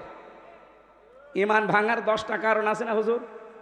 তার ভেতরে 7 নাম্বার কারণ, কাফেরকে কেউ যদি কাফের মনে না করে সেও কাফের। এক কথা বলেন না কেন? আপনি কাফের, আপনাকে আমি কাফের বলবো না মুসলমান বলে আমি কি আমার ইমান হারাবো? আল্লাহ পাক বলেন ইন্নাহু কানা মিনাল মুফসিদিন, ও ফ্যাসাদ সৃষ্টিকারী ছিল। এবার আল্লাহ আমার তার নিজের আশা ব্যক্ত করছেন, ফেরাউন তো এই কাজ করেছিল। ওয়া নুরিদু আন্না মুন্না আলাল্লাযিনা ইসতাদঈফু ফিল আরদি ওয়া নাজআলাহুম আইম্মাতাও ওয়া নাজআলাহুমুল ওয়ারিসিন। আমি আল্লাহ একটা আলাদা ইচ্ছা করলাম। আমার ইচ্ছা কি? ফেরাউন যেই দলটাকে কোন ঠাসা করে রেখেছিল, এই যে হাজার হাজার দলে বিভক্ত করে একটা দলকেও টার্গেট করে কোন ঠাসা করে রেখেছিল, অত্যাচার জুলুম নির্যাতন করে ছোট করে রেখেছিল, ওই দলটা মুসা নবীর দল। কথা বলে না কেন? আমি আল্লাহ চাইলাম মুসা নবীর এই দলের উপরে আমার মানান করতে। মানান মানে অনুগ্রহ, দয়া। আমি আল্লাহ তাদের উপরে আমার অনুগ্রহ করলাম, জাতির নেতৃত্বে তাদেরকে আমি আল্লাহ দান করলাম এবং জমিনের ওয়ারিশ বানিয়ে দিলাম। এই আয়াতটা মনে হচ্ছে 2024 সালের 5 আগস্টের পরে নাজিল হয়েছে। এক কথা বলে না কেন? এত বছর যাদেরকে মিথ্যা তহমত দিয়ে, উল্টা পাল্টা কথা দিয়ে আপনি কণ্ঠাসা করে রেখেছিলেন জাতির কাছ থেকে, নিজেরাই রাজাকারের তালিকা বানিয়েছেন 10,000, সেখানে 8,060 জন হচ্ছে আওয়ামী লীগের, মাত্র 37 জন জামাত ইসলামের, তারপরও প্রায় 13 জন বেরিয়ে গেছে। এই মিথ্যা কথা ছড়িয়ে ছড়িয়ে কি পেলেন? এখন তো সবই যাচ্ছে নিজের দিকে। আল্লাহ বলেন এই তো পুরোটা উল্টিয়ে আমি ওই জাতির ভেতরে মুসা নবীকে, তার দলকে আমি প্রতিষ্ঠা দিলাম এবং জমিনের ওয়ারিশ বানিয়ে দিলাম। বাংলাদেশে এই আয়াতটা এখন আল্লাহ আমাদেরকে মনে হচ্ছে দেখাবে। এই কথা বলছে না কেন? যেই দলটা সবচাইতে দুর্বল ছিল, এতদিন জুলুম নির্যাতন অত্যাচার, জেল জুলুম, ফাঁসি, আয়না ঘর, তাদেরকে আল্লাহ এখন হাতে ধরে জাতির নেতৃত্ব দিয়ে দিচ্ছে। সামনে মনে হচ্ছে জমিনের ওয়ারিশ আল্লাহ তাদেরকে বানিয়ে দেবে। আল্লাহ বলেন অনুমাক্কিনা লাহুম ফিল আরদ, আমি জমিনে তাদেরকে প্রতিষ্ঠা দিয়েছিলাম, ক্ষমতা দিয়েছিলাম। কেন জানো? ও নুরিয়া ফিরাউনা ও হামানা ও জনদা মিনহুম মা কানু ইয়াহজারুন। ফেরাউন, হামান এবং তার দল বল সবচাইতে বেশি ভয় পেত সেই দলকে নিয়ে, মুসা নবীর দল। আমি আল্লাহ ওদেরকে দেখাতে চেয়েছি, দেখ জমিনের শাসন তাদের হাতে দিলাম।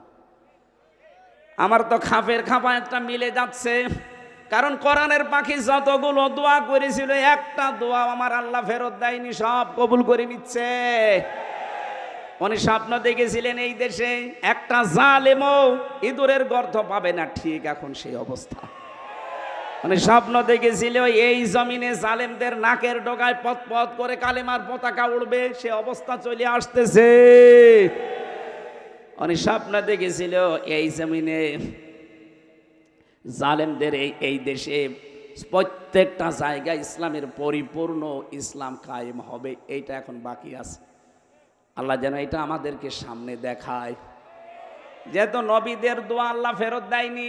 লাকাদ সাদাকাল্লাহু রাসূলাহুর রুইয়া বিল হক, অবশ্যই আল্লাহ তার রসুলের স্বপ্নকে সত্য রূপ দিয়েছিলেন। তে রসুল তো এখন নেই, রসুলের নায়েব আছে। কি এটা রসুলের নায়েব না? নায়েবে রসুল উত্তরাধিকারী, রাসূলের ওয়ারিস এইগুলো। এনারা যদি কোনো স্বপ্ন দেখে অবশ্যই আল্লাহ সেটা বাস্তবে হক রূপ দেবে। আর সেইটাই আমরা সামনে দেখতে পাচ্ছি। আল্লাহ কোরআনের আয়াত যেন আমাদেরকে দেখান, বলেন আমিন। জেলে যাওয়ার পরে কয়েকটা অভিজ্ঞতা হয়েছিল, তার ভেতরে একটা স্বামী স্ত্রীর গন্ডগোল। হাজারো মানুষ দেখলাম জেল খাটতেছে শুধু স্বামী স্ত্রীর গন্ডগোলের কারণে। আমি এই জন্য ওখানে বসে বসে এই বইগুলো লিখেছিলাম। এটা নারীদের জন্য, আর একটা আছে পুরুষের জন্য। দাম্পত্য সমস্যা এবং তার সমাধান কি করা যায়, ওখানে যেহেতু বাস্তব দেখেছি ওইটা দেখে লিখেছি। বাইরে এসে এডিটিং করে এটা ছেড়েছে। মেয়েরা আপনার স্বামীকে ছেলেকে দিয়ে এটা স্টেজ থেকে নিয়ে যাবেন, যে স্বামীকে পড়াবেন, আর স্বামীরা স্ত্রীদের পড়াবেন। বহু সমস্যার সমাধান দেওয়া আছে। আমি আশা করব এটার ভেতর থেকে তথ্যগুলো আমল করতে পারলে পরিবারটা অন্তত জান্নাত হবে। আমার মৃত মা বাবার আত্মীয় স্বজন, পাড়া প্রতিবেশী, বন্ধু বান্ধবকে দাওয়াত করে খাওয়ালে আমার মৃত মা বাবা উপকৃত হবে কিনা এ বিষয়ে জানতে চাই। সম্মানিত ভাইরা, মানুষ মরে গেলে যে খাবার খাওয়ানো হয় এটা হচ্ছে সাদকা। এটা কি? আর সাদগার খাবার খাবে এই পৃথিবীতে যারা অসহায়, এতিম, মিসকিন তারা। তা আপনি যাদেরকে খাবার খাওয়ান ওরা তো সব রমজানের মতো মানুষ। কথা বলছেন এখন? আমি হামজার মতো মানুষ, আমি নিয়ে আসি 5 গাড়ি, আমারে আপনি মৃত খানা খাওয়াচ্ছেন, ও জায়েজ হবে? সুতরাং দেখে দেখে খাওয়াবেন, অসুবিধা নেই। খাওয়ানো জায়েজ আছে, কিন্তু মানুষ দেখে খাওয়াবেন। আমার কালকে দিনের বেলায় মাহফিল সেই পটুয়াখালী বাউফল সকাল 9টায়, এখন রাত্রে ঢাকা, ওখান থেকে ওরা নিয়ে যাবে আবার দিয়ে রংপুর দিয়ে যাবে।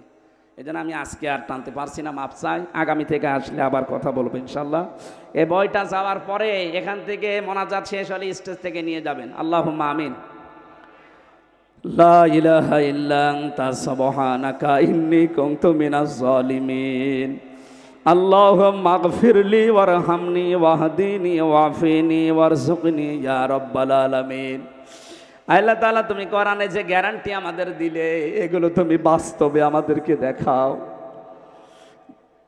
জমিনের শাসনটা তুমি মুসলমানদের হাতে বাংলাদেশে তুলে দাও। যারা জুলুম, নির্যাতন, অত্যাচারে জর্জরিত হয়ে আছে এই 15.5 বছর, আল্লাহ তুমি তাদের দিকে একটু মুখ তুলে তাকাও। আল্লাহ তোমার কুদরতের নজর, রহমতের নজর আমাদের প্রতি মুসা নবীর দিকে যেভাবে তাকিয়েছিলে ওইভাবে তাকাও। আমাদেরকে তুমি জমিনে তোমার বিধানটা চালু করার কাজে লাগাও।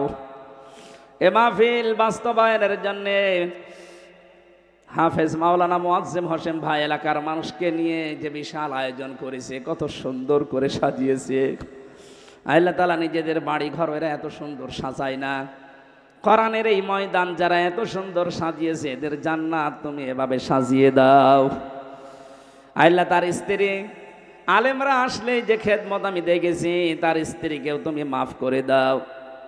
আল্লাহ তাআলা তার সন্তান 2টা দিয়েছো, মেহেরবানি করে আরাফাত এবং আর একটা ছোটটা, 2টাকেই কবুল করে নাও। আমার সভাপতি বড় ভাই জানাব মাওলানা আলহাজ রফিকুল ইসলাম, আল্লাহ রফিক মানে বন্ধু, তুমি বন্ধু হিসাবে তাকে কবুল করে নাও। আমাদের প্রধান অতিথি ইঞ্জিনিয়ার আলহাজ রমজান আলী, আমার আরাফাতের ভাই, আল্লাহ তার জীবনটাকে তুমি ইসলামের জন্য মঞ্জুর করো। তার স্ত্রী সন্তান যেগুলো দিয়েছো সহি সালামতে রাখো। রমজান আলী ভাইয়ের বাবা মাকে মাফ করে দাও, তার শরীরটা তুমি সুস্থ রাখো, দিনের জন্য তাকে তুমি কবুল করো। কত মানুষ এখানে বিভিন্ন বসে আছে যারা দোয়া চায়, বিশেষ করে প্রশাসনের যে ভাইগুলো এসেছে, নিজেদের বাড়ি ঘর, আত্মীয় স্বজন, মা বাবা ফেলে যারা বাংলার বিভিন্ন প্রান্তে দায়িত্ব পালন করে, এই পত্নীতলা, নজিপুর এলাকায় যারা প্রশাসনে আছে, আল্লাহ এদের ওপর তোমার খাস রহমত নাজিল করো। পুলিশ ভাইদের আজকের এই শৃঙ্খলার দায়িত্বে যারা আছে, পুরাটা এবাদত হিসাবে কবুল করো। সম্মানিত মা বোনেরা, এই মাদ্রাসার ভেতরে পাশে প্যান্ডেলে কত বসে আছে, এদেরকে তুমি খাদিজার মতো, আয়েশার মতো বানিয়ে দাও। রব্বুল আলামিন, জালেমদের জেলখানায় 3টা বছর আমি অসুস্থ হয়ে গেছি, আমার কণ্ঠটা তুমি আগের মতো আবার ফিরিয়ে দাও, আমার শরীরকে তুমি আগের মতো আবার বানিয়ে দাও। মুক্ত জীবনে যখন ফিরিয়েই দিয়েছো, কোরআনের কথাগুলো বলার জন্য যে এলেম দরকার, হেলেম দরকার, যে স্বাস্থ্য দরকার, কণ্ঠ দরকার, আল্লাহ তুমি আমাকে ভিক্ষা দাও। আল্লাহুম্মা গফিরলি ওয়ারহামনি ওয়াহদিনি ওয়াফিনি ওয়ারযুকনি ইয়া রাব্বাল আলামিন। রাব্বুল আলামিন, সাবেক সংসদ সদস্য শামসুজ্জোহা খান আসতে পারে নাই, ব্যস্ততার কারণে, তাকে কবুল করে নাও। মাওলানা হোসাইন মাহফুজ তার বাবাকে হারিয়েছে, কবুল করো। তার বাবাকে তুমি মাফ করে দাও। আল্লাহ তাআলা, আমার বাবা মা স্ত্রী সন্তান যেগুলো দিয়েছো এদেরকে তুমি সহি সালামতে রাখো। তোমার শেখানো দোয়া আমরা পড়ছি, রব্বানা হাবলানা মিন আজওয়াজিনা ওয়া যুররিয়াতিনা কুররাতা আয়ুনি ওয়াজআলনা লিল মুত্তাকিনা ইমামা। এলাকায় মাটির নিচে যারা ঘুমিয়ে আছে, কবরের আযাবগুলো মাফ করে জান্নাতি বানিয়ে দাও। এই মাদ্রাসাটা কিয়ামত পর্যন্ত আল্লাহ দ্বীনের মারকাজ বানিয়ে দাও। যারা হাফেজ হয়েছে এবার কোরআনে কারিমকে সিনায় যাদেরকে দিয়েছো, মরণ পর্যন্ত আটক করে রাখো এদের। আল্লাহ তাআলা কখন কার কাছে মরণ আসে জানি না, যখনই আসবে যেন এই কথা বলতে পারি, লা ইলাহা ইল্লাল্লাহু মুহাম্মাদুর রাসূলুল্লাহ। আসসালামু আলাইকুম।